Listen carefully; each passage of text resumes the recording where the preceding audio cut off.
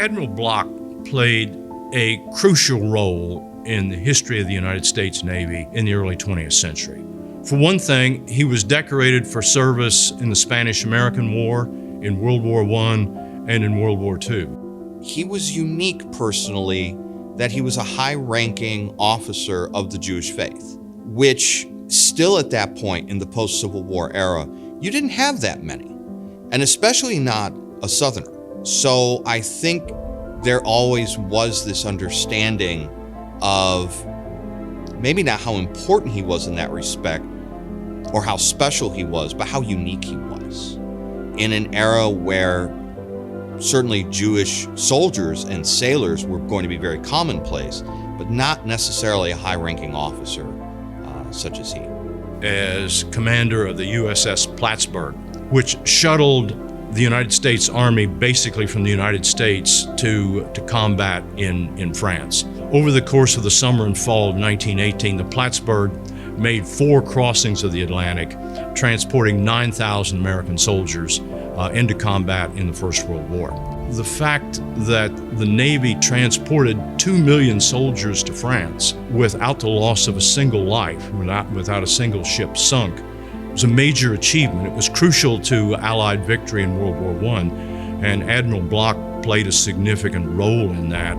And this is his first really major award as commander of this vessel, and he receives the Navy Cross as a result. He is kind of an unsung hero. He is someone, I think, doing a lot of the quiet work behind the scenes to understand and modernize our Navy.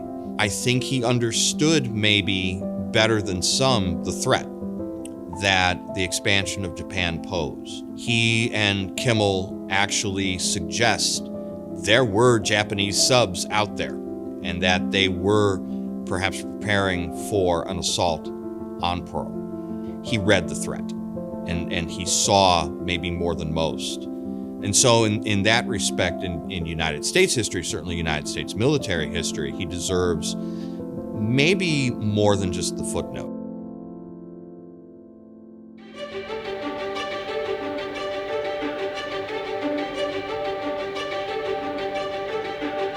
I'm Claudia. I'm my granddad's oldest grandchild. I'm Thad. I'm his only grandson. He was a very stern disciplinarian.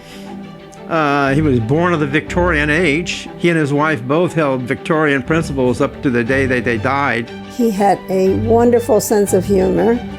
He was, in his own way, a very warm person, actually, if you could get down through the layers. I think he really enjoyed owning a home and taking care of his garden, taking care of the house. He was a great man, and I think he's deserving of this honor, certainly. We're proud of his history. We really are. Again, the fact that here's a kid from Woodbury, Kentucky, who's Jewish, gets into Ogden, which was a private school, gets a congressional appointment to Annapolis, has a career that spans the 1890s to his retirement in 1946.